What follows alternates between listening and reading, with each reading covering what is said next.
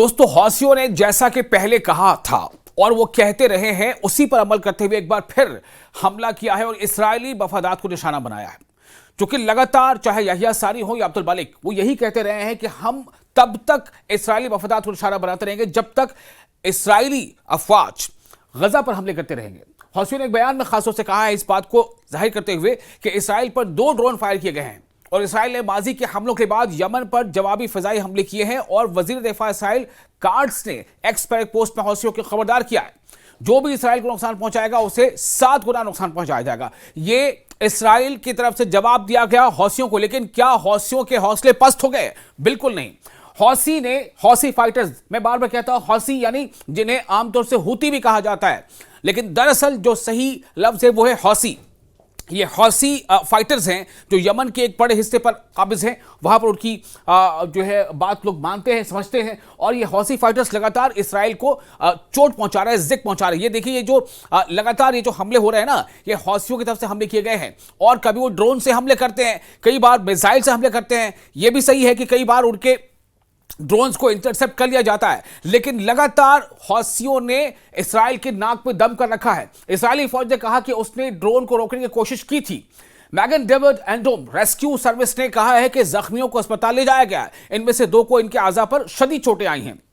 यानी ये महसूस भी किया जा रहा है, जो सिस्टम है इसराइल का लेजर सिस्टम, उसको भी कई बार नाकारा साबित किया गया है। यानी कि उसको वो भेजते हुए अपने हदफ को हौसी के जो ड्रोन्स हैं वो पूरा कर पा रहे हैं। आप देखिए हौसी के ड्रोन्स, आप देखिए किस तरह से लगातार ये इसराइल की फजा में गश्त कर रहे होते हैं और इन पर हमले जो है वो इसराइली मफादात पर कर रहे होते हैं। तिबी माहिरीन के मुताबिक बुध के रोज यमन के हौसी बागियों के एक ड्रोन ने जनूबी इसराइल के शहर इलात में 22 अफराद को जख्मी कर दिया। जी हां, एक बार फिर आपको बता दें कि जो यमन के हौसी फाइटर्स हैं, उनके एक ड्रोन ने जनूबी इसराइल के शहर इलात में 22 लोगों को जख्मी कर दिया। यह इसराइल के जदीद तरीन मिसाइल डिफेंस की एक गैर मामूली खिलाफवर्जी थी, जिसने इस तरह के हमलों से बहुत ज्यादा जानी नुकसान पहुंचाया है। और यही नतीजा है कि आप देखिए इसराइली लोगों में क्या खौफ बैठ गया है। उसके बाद ये आप जो तस्वीरें देख रहे हैं ना, ये जो एक तरफ लगातार ये कहते आ रहे हैं, चाहे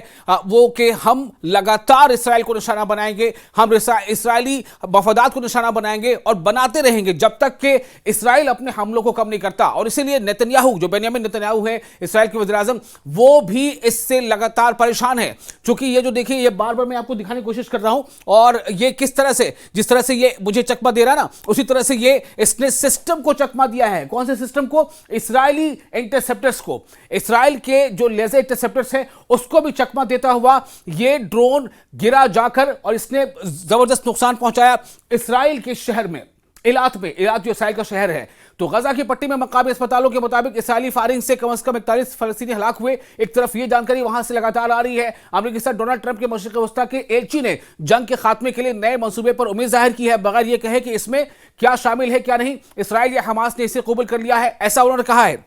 लेकिन ये दोनों, यानी यमन के जो फौजी सरबराह हैं या फिर यमन के जो सरबराह हैं, उनका लगातार ये है। और ये देखिए यहिया सारी जो मिलिट्री विंग के को हेड करते हैं यमन फाइटर्स के, इन्होंने लगातार ये कहा है कि जब तक इसराइल, सिर्फ कहने की बात नहीं है, इसराइल जब तक गजा पर हमले रोक नहीं देता या मुकम्मल बंद नहीं करता, तो हम इसी तरह से इसराइल के लोगों को परेशान करते रहेंगे। इसराइल के लोग भी हमारे निशाने पर रहेंगे। परेशान करना ही महज मकसद नहीं है, बल्कि उन्हें नुकसान पहुंचाना, उनको चोट पहुंचाना। आप देखिए ये वो ड्रोन है जो परेशान कर रहा है। और ऐसे कई हमले उन्होंने किए हैं। यमन में ईरान के हिमायत याफ्ता जो हौसी बागी हैं, उन्होंने बाकायदगी से इसराइल पर ड्रोन और मिसाइल दागे हैं और बैनुल अक़वामी जहाज रानी पर हमला किया है। यानी इंटरनेशनल जो फ्लाइट एविएशन सिस्टम है, इस पर हमला किया है, जिसमें वो कहते हैं कि फिलिस्तीनियों की हिमायत करते हैं हम, और चूंकि इसराइल लगातार फिलिस्तीनियों को निशाना बना रहा है, तो हम इसराइली मफादात को निशाना बनाएंगे। और ये वो हमला कामयाब होता नजर आ रहा है। देखिए ये लेजर सिस्टम है इसराइल का, जो नाकाम साबित हुआ उस ड्रोन को गिराने में। ये ड्रोन को गिराने में इसराइल का ये सिस्टम नाकाम साबित हुआ है। इसी को चकमा दिया है यमन हौसियों के जो उनका ड्रोन था। और आप देखिए किस तरह से कई बार वो इंटरसेप्ट होता है। और जैसे उन्होंने 4 ड्रोन अगर दागे या 6 दागे, तो 1-2 इंटरसेप्ट हुआ, 3 इंटरसेप्ट हुआ, 2 अपने टारगेट को पहुंचता है। ये उनकी कामयाबी है। ये यमन के लोगों की। तो इसराइल पर दागे गए ड्रोन्स और मिसाइलों की अक्सरियत किसी को जख्मी हुए बगैर गिराए गए या खुले मैदानों में गिराए गए, ऐसी कई बार रिपोर्ट आती रहती हैं। उर्दन यानी जॉर्डन और इजिप्ट यानी मिस्र, तो जॉर्डन और मिस्र की सरहद पर वाक़ा इसराइल के बहरे अहमर के तफरीही शहर इलात पर यमन से लॉन्च किए गए ड्रोन के टकराने के बाद कम से कम 20 अफराद जख्मी हो गए हैं। कई रिपोर्ट्स में, कई अलग अलग एजेंसी की रिपोर्ट में बात सामने आई है कि कम से कम 20 जख्मी हुए हैं, जबकि कुछ रिपोर्ट्स के मुताबिक इनकी तादाद 24 या उससे ज्यादा है, जिनमें से 2 की हालत तशवीशनाक बनी हुई है। पुलिस ने बताया कि ड्रोन इलात के शहर के मरकज में गिरा, जिससे सयाहों की कसरत से आने वाले इलाके को नुकसान पहुंचा। सोशल मीडिया पर शेयर की गई फुटेज में दिखाया गया है कि एक ड्रोन जो रिजॉर्ट टाउन के ऊपर से उड़ता हुआ गिरकर तबाह हो रहा है, जिसके असर वाले इलाके से धुआं और आग के शोले उठ रहे हैं। मकामी रिपोर्ट्स के मुताबिक ड्रोन एक होटल के साथ जमीन पर गिरा था, जिससे कई कब्रों को नुकसान पहुंचा था। तो याहिया सारी लगातार ये कह रहे हैं कि हम हमला करते रहेंगे, निशाना बनाते रहेंगे, और नेतन्याहू लगातार इन हमलों से परेशान है।